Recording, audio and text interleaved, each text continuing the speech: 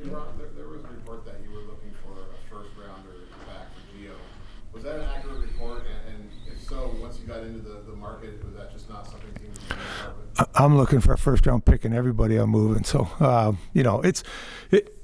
it's interesting. You go into each different thing and kind of how the market plays out. And that's kind of what it is, right? You're trying to guess and read other GMs and what they're willing to do and what they're not willing to do. And at the end of the day, you make the deal you think is the best one you can make. And there's always the risk that you don't make any deal and you have the player still with you post the deadline. So in Gio's case, he's a great first captain for our organization, great leader, helped establish our culture, on and off the ice. In talking with him, if he had one place that he could choose to go, it would be Toronto. He's from there, his family's there, and he would like to go back there. That's not why we did that deal, but when we went through the things, we felt that was the best deal for us to make in regards to Mark. It was with Toronto, and that's why we did it for the two seconds and the third, and putting Colin Blackwell in the deal as well. You didn't have a modified no trade clause. How much did that affect how much you were able to do with that? Gio was great. We talked about that. I said, "How do you want to proceed?" He said, I'm not tying your hands. You can trade me anywhere you want." I said, "Okay, but legally, I need you to give me a no trade list." And he gave me 10 teams that were out of the playoffs. So it was never an issue with him. He was first class the whole way through it. You mentioned the unrestricted free agents. How about the restricted ones? What goes into the process of trading somebody like Jeremy Lauzon, who's got a lot of ice time at the expense of some other players? Obviously there's that year where you could have held on to him for several years. How do you make that call at this point? Yeah, and Mason Appleton, truth be told, is another one of those. So you look at the difference in the RFA is as long as we make a qualifying offer to that player at the end of the season, we retain the rights. Some of those players have arbitration rights, some of the players don't. So you look at a lot of factors in what you're doing. If you qualify the guy, do you not want to qualify the guy? If you qualify him and he takes us to arbitration, what's that case look like, kind of things, and how's that fit into your big picture with the cap moving forward? So we looked at all those things. Honestly, in Jeremy's case, he's been good for us. Wasn't really looking to do it, but when teams are offering a second round pick, we felt that was more than a fair value for him. And as you said, we still have Hayden Fleury and Will Borgen that we'd like to see here the last 19 games. So we'll get a better read on them as we go down the stretch as well. You mentioned not wanting to use all of those picks that you've obtained. Do those kind of trades usually, do you think, come in the summer before free agency or during the draft, like on draft day, there's always trades, or is that too early to tell? Yeah, no, they can happen at any point during the summer. Leading up, if teams have a player that maybe they don't want to qualify because they're worried about the ARB case, or they don't want to sign a guy because they don't have the cap space, they might be looking to move that guy for, draft capital prior to the draft. You might do something, while the draft is taking place. Sometimes those things happen there. And if you get beyond that, there's still the free agency period. So maybe somebody signs somebody, but then they've got too much. They got to get under the cap. So they're looking to do stuff. So having that, draft capital is certainly more valuable than not having those pieces to move. And when you went into this process, how did you weigh the importance of trying to acquire as many draft picks as you could as next to freeing up cap space, or just the cap space? Cap space wasn't an issue for us going into this. By making the moves, we got more cap space, but that, right now for the rest of the season isn't anything value to us. It's important to note too that you are allowed to retain salary on 3 contracts, right? So now by doing the deals we did, we tried to leverage that as well to get more in the deals. So the Arncroc, Giordano, and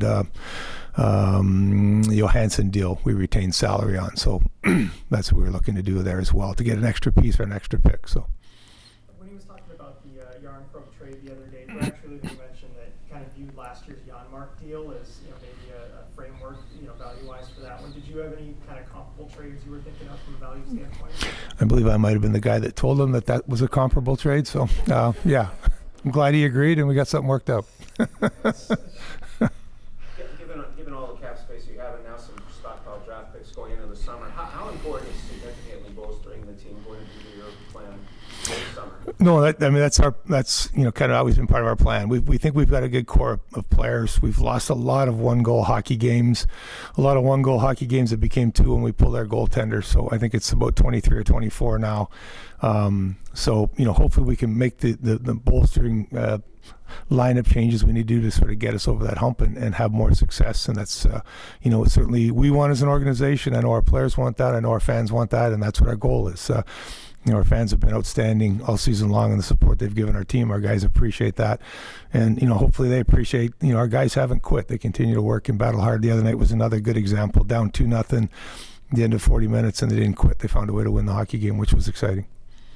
How important was taking a deep look at what the two draft classes over the next couple of years are going to look like? Obviously this one is strong, but the one after is very strong. Was that part of your factor in any deals you're making? Yeah, I mean, you look at that sometimes if you're trying to get a pick back, whether it's this year or next year. I think certainly with the picks in the top 2-3 rounds, there's certainly, I think, probably 3 high-end guys in next year's draft that would be at, if not near the top, or be the guys at the top in this year's draft. But this year's draft still got some really good players. Every year you get good players. I know everybody says one stronger than the other, but every year you get good players. The importance for us was getting the draft capital. So when you come into the league, we didn't have it. We went through the expansion draft. Teams weren't as giving in our expansion draft as they were in previous one with Vegas. They had learned their lessons and they weren't doing that. So when you go into trying to make trades, now teams are looking for your first round pick, or they're looking for the guy you drafted, like a Matty Beniers. Certainly that's not something we're looking to do at this point. We need those pieces and we need to build those in the long term.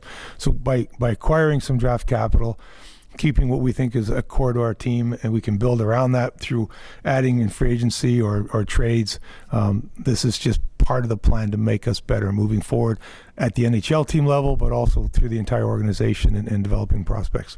You were a leader the entire time you played in this league. Obviously, you're still a leader right now. How important is group leadership in that room now without Gio there, or do you want to see them maybe hone in on a guy quickly?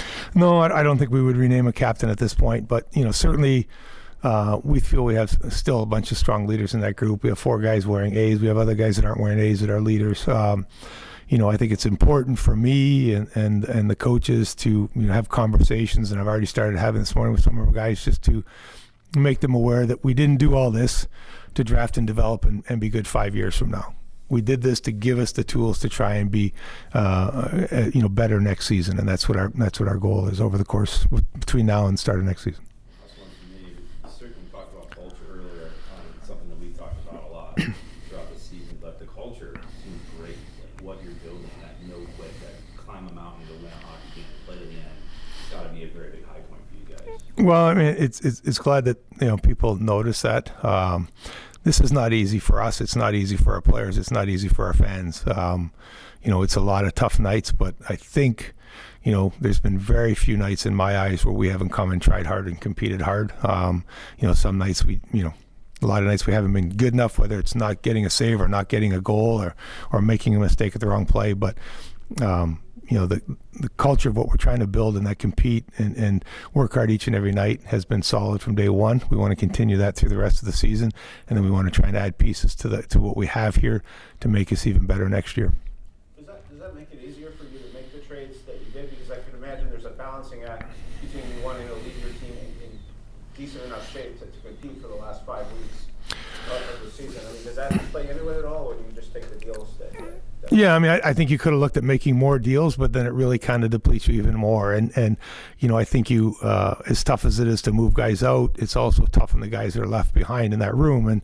And we got 19 games still left to play, and we've moved some pieces out that they've kind of gone to battle with all season long, so it's new for them. So making sure that they still have good players in the room to play with. It gives us an opportunity. A guy like Cole Lynn will be now with us the rest of the season. Let's see what he can do. Give him that opportunity and the minutes. And I mentioned a couple of guys in the back end as well. So, we still have good players, and we still expect to compete hard every night.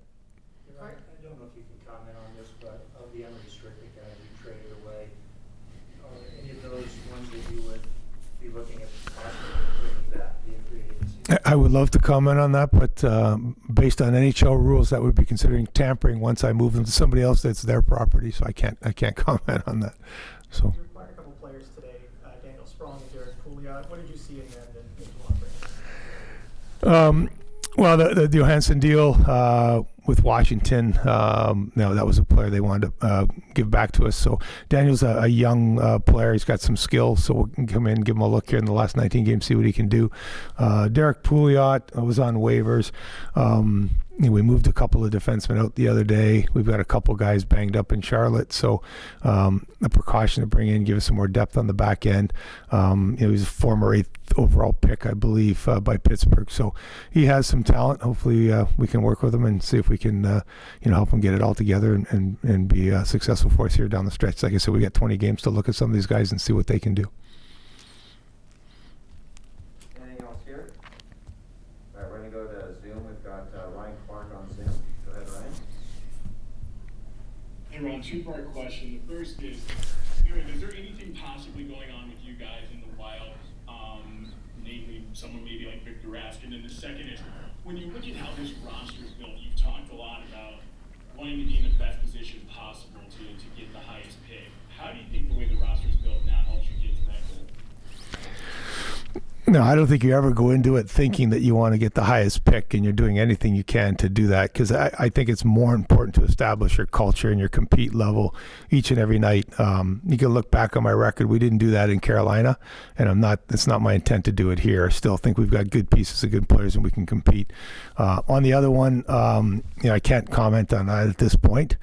Maybe at some point we can talk about it later. Mike Benton.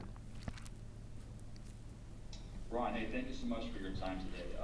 How do you see the business that's been done with these moves over the last week helping fit for what you hope to accomplish for this summer, both at the draft and in free agency? Yeah, no, I mean, free agency, we had cap space going in. We still have cap space, so that's not an issue.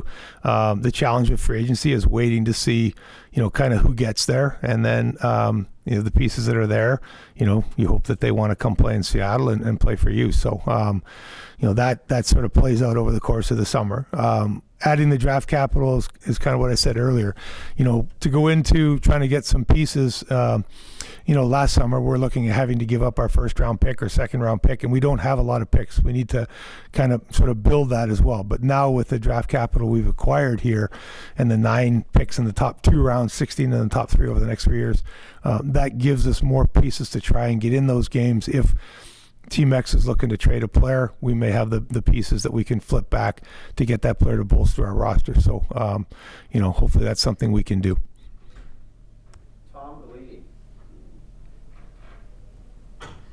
Hey Ron, thanks for doing this. Thanks. You mentioned a lot of the draft capital. Were there any opportunities for you to get players, prospects or guys that you could sign longer term at this time, or is it just not the things that were available? Yeah, we looked at everything. We looked at doing hockey trades where you get a player back for a player moving out. We looked at acquiring prospects. We looked at acquiring picks. At the end of the day, the deals we made we thought were the best at the time. You might have been offered a prospect, but in our minds the pick was more valuable than the prospect that was offered. So, but we certainly considered all aspects of that for sure. Mike Benton, another follow-up? Yes, Ron, hey, thank you. Just a follow-up here as far as that long-term core, being that you have this core in place, now that you see what they can provide, what's the mission ultimately to basically see how they can grow here toward the end of the season and into the next, and what excites you for what they have brought so far? Yeah, no, I mean, I take a guy like Jared McCann, right? Come in here. He was a restricted free agent. He could have refused to sign with us. He could have taken to ARB this summer, or he could have played out next season and walked away for nothing. But he was excited to re-sign with our organization. I talked to all the guys that we traded out of here, and it's always disappointing when you got to make that call, but they certainly appreciated their time in Seattle. They appreciated the fan base. They appreciated the ownership group, how they were treated. They certainly love the facilities we have. So, we still think we've got good players in our lineup, and we think we have the cap space, the money, the facilities, the city that we can go out and try and entice players to come and play here, and that's our challenge over the course of the summer. Anything else here for anyone?